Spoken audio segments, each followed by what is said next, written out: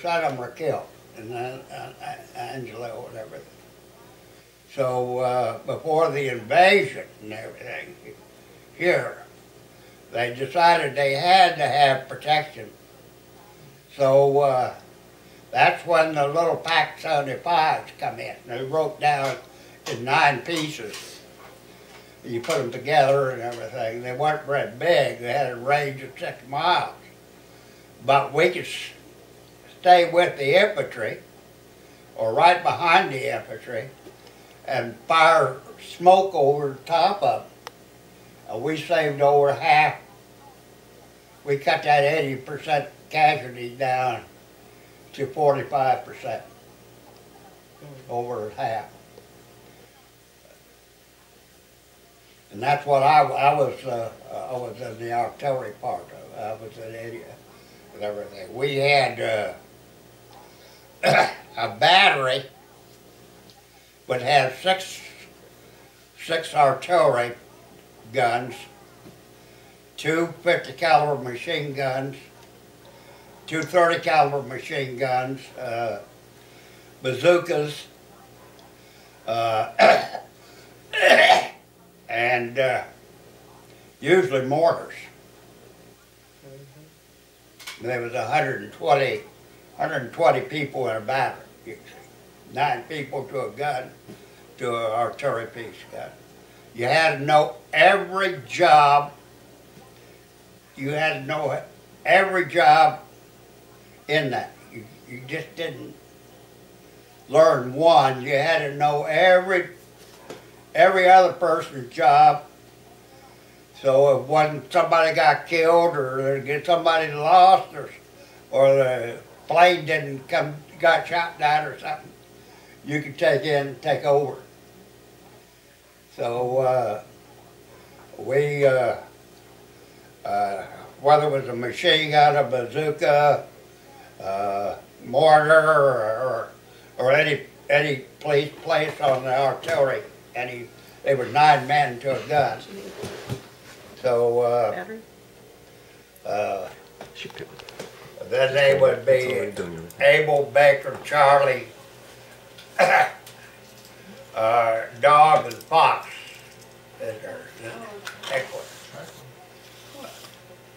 I was in Charlie Battery. I was in C Battery.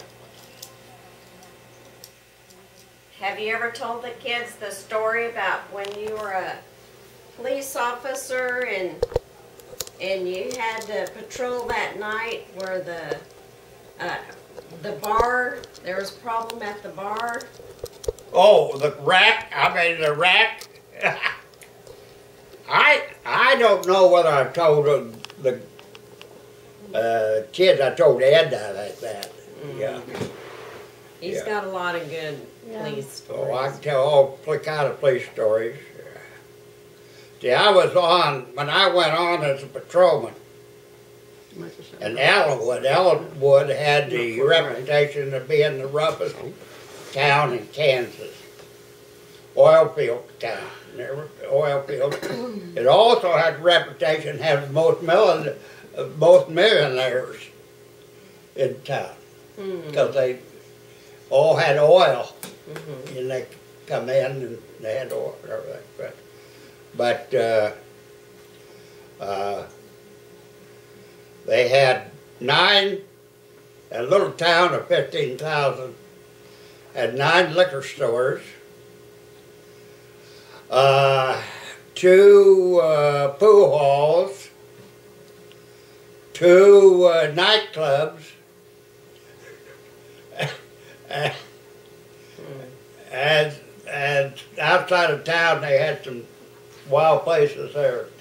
So, and I had that for 5 years by myself. So. Not to switch back to the war stories, but how long were you out in the jungle or field when you would go out there before you would get back to camp? Oh, we'd follow the infantry. We followed the infantry. See, we jumped in before the before the infantry landed. And we were 8 miles to St. Martin, and our job was a causeway, which is a bridge. The Germans had all that ground flooded. And you'd walk in knee-deep water and everything, you have your full fill back, and then you'd hit a channel, and they'd be 20 foot deep. Well, a lot of guys just went down and they had too much, they couldn't get back up. They just drowned there. And anyway, when I landed on the ground. But they jumped me, and one of the biggest mistakes they made is they brought in new pilots that had never had any combat experience to run those C-47s. And when they started getting shot at, that aircraft and everything, they just dumped you out. Well, I was supposed to be on the north side of St. Martin, protecting a causeway to keep tanks from coming through. They jumped me on this side. So I could hear all the firing. It was dark. And I could hear all the firing and everything at St. Martin and everything. So I started walking towards there. And I started walking there, and I walked probably about 100 feet, and I saw a shadow up ahead of me. And I couldn't make out what it was. Well, we had these clickers.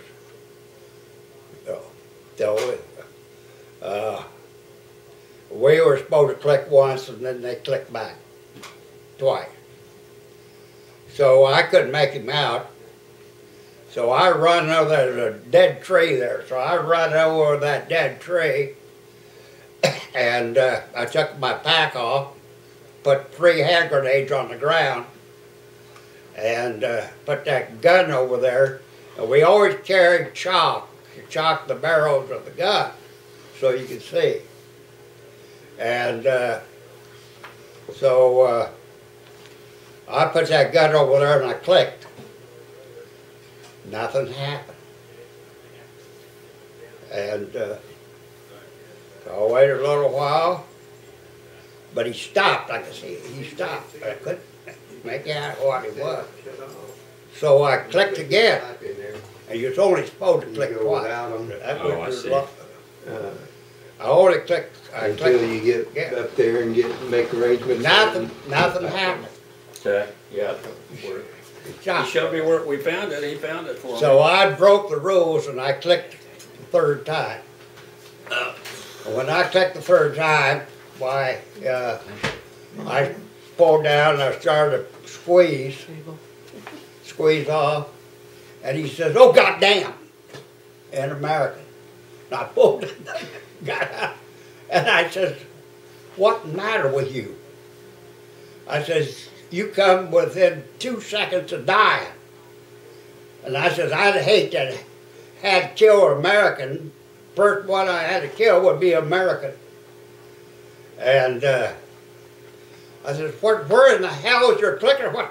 I lost it." I said, "You don't lose your clicker."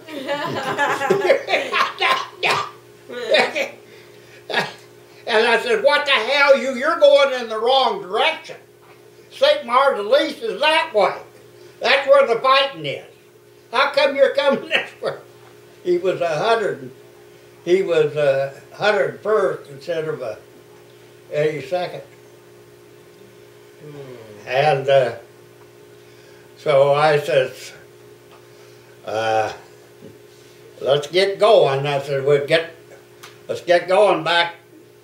Get in there to St. Martin. I was supposed to be on the other side. And we went a little ways, and we picked up 3 or 4 guys. And then we picked up 3 or 4 more.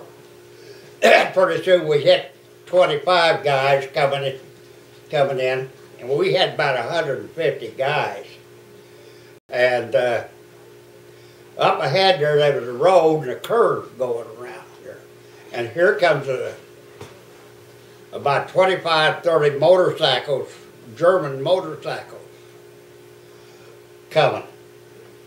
And they had those side cars with those machine guns, the little 43 fast-firing machine guns on them. So there was a lieutenant there.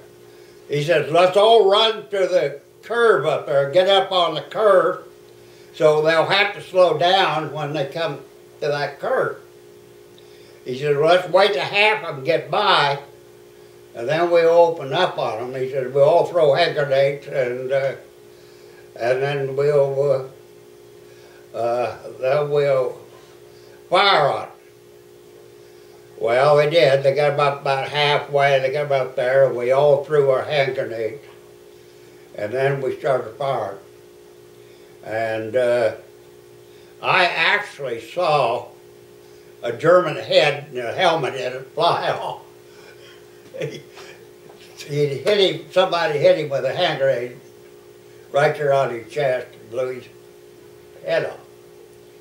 But we, I mean, the ones that was left there, they turned around and went back. And we pretty much wiped all the ones that was out there. So then we got into St. Martin East, and thank goodness, at that time, the Germans had it. We took it from the Germans took it back from us, then we took it again.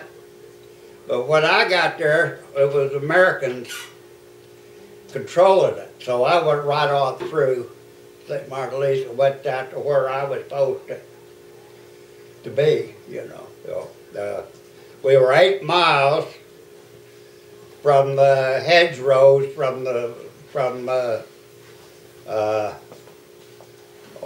the name of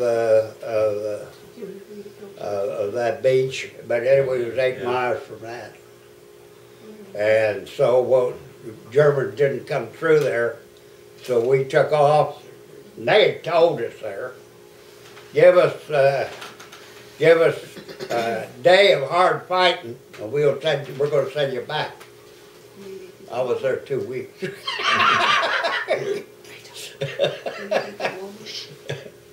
We're gonna run into Walmart and see if we can find that fuel filter. Yeah,